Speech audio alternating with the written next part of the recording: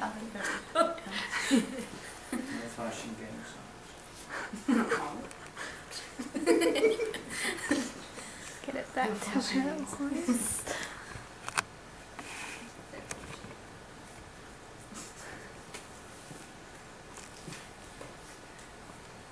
Okay.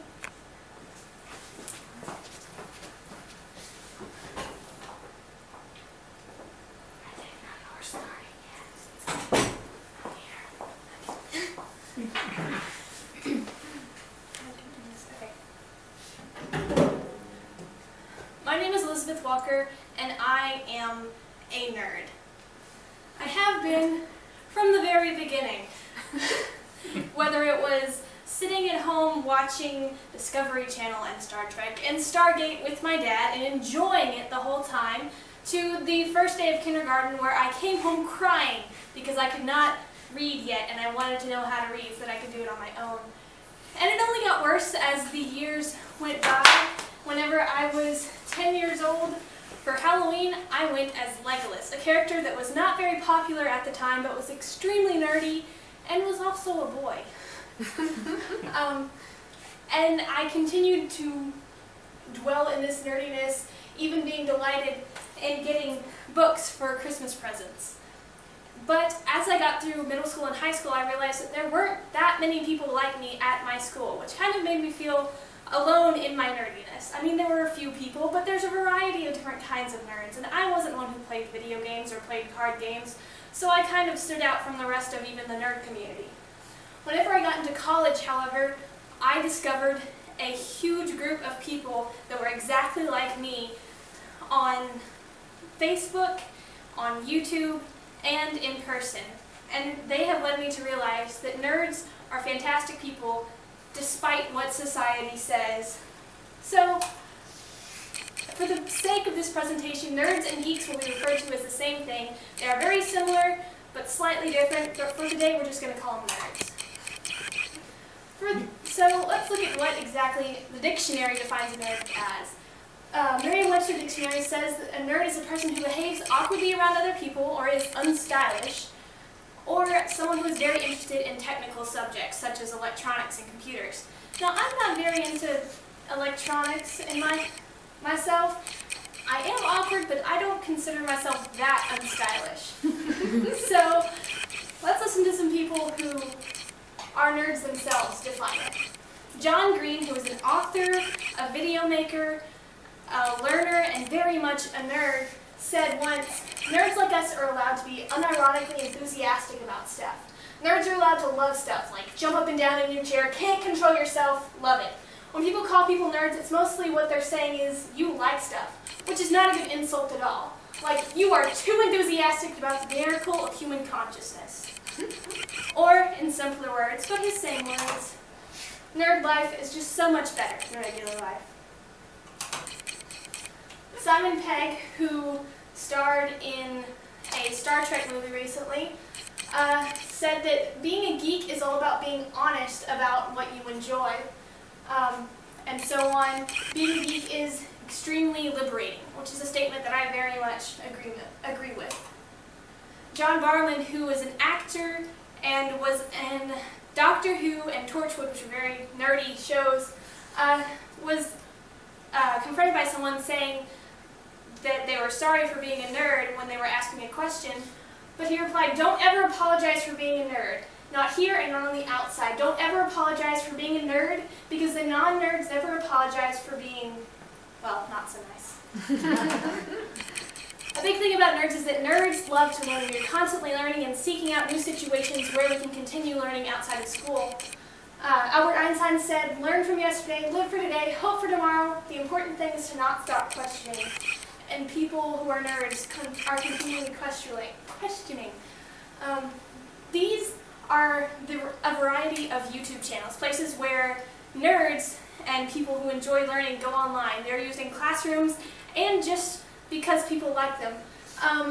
SciShow about science, Crash Course about history, TED, which is speeches about all kinds of subjects, Vsauce, which answers very strange questions, an idea channel put out by PBS, which is very similar to Vsauce. All of these are in the millions of people that have subscribed, Vsauce being the most at almost 8 million people watching on a regular basis. This doesn't count the people who don't have YouTube accounts that watch them anyway. Then we have the other side of the spectrum, television, which is a lot more widely accessed. We have 98 million American households that watch the History Channel. PBS reaches 27 million viewers per year, and Discovery Channel has 431 million homes watching in 170 countries. Nerds also read a lot, which means there is a huge demand for books. This year alone, over 2 million books will be published. And nerds will be reading all of them.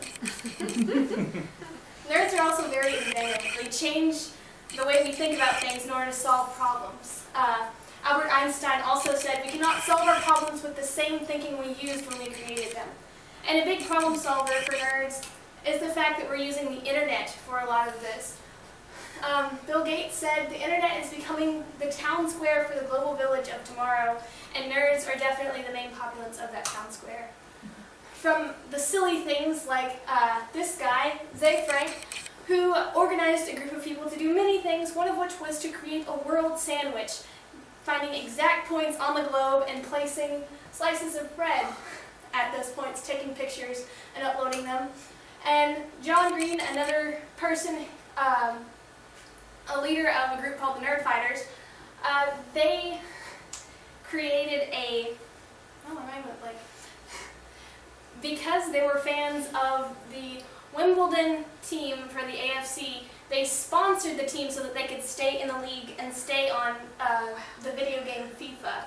And you even got their logo put on various things. Then there's the online things that actually make a difference. Tab for a Cause, which you sign up for, and then every time you open a tab in the browser, it donates money. They've donated over $61,000 since their beginning. Change.org allows for various petitions to be signed for various causes and has more than 77 million users. Kiva allows for loans that go to people in countries, mainly third world countries, to help them create businesses and things, and would not be possible without the internet, and has loaned out $600 million, all of which has been paid back. Then there's the charities that have formed specifically from nerd groups, being This Star Won't Go Out because of the nerd fighter Esther Earl, the Harry Potter Alliance based on the Harry Potter books, and the Foundation to Decrease World Suck from the Nerd Fighters. Nerds have even created their own subculture from music, some examples being Hank Green, who writes songs about science, Chameleon Circuit, who writes songs about Doctor Who, all caps that talk about zombies and robots and monsters in their music, and even an entire genre of wizard rock based off of the Harry Potter books. And nerds, despite the fact that a lot of us are introverts, have a tendency to want to get together in a group. So we have big things like VidCon and Comic-Con and even more across the nation that draw thousands of attendees each year. In reality, the word nerd is even inaccurate in that it was supposedly, no one's really sure of its origin, but in 1950 is the first documented use in the book If I Ran the Zoo by Dr. Seuss, and he described this bird as a nerd, called the nerd bird. However, a year later, Newsweek used the word nerd in a slang way, saying that it meant someone who is boring or is a square. So, in reality, our terminology isn't even right. So the big point of this presentation, I wanted people to realize that nerds are not a bad thing, and it's something that we should embrace and encourage in children and students and friends.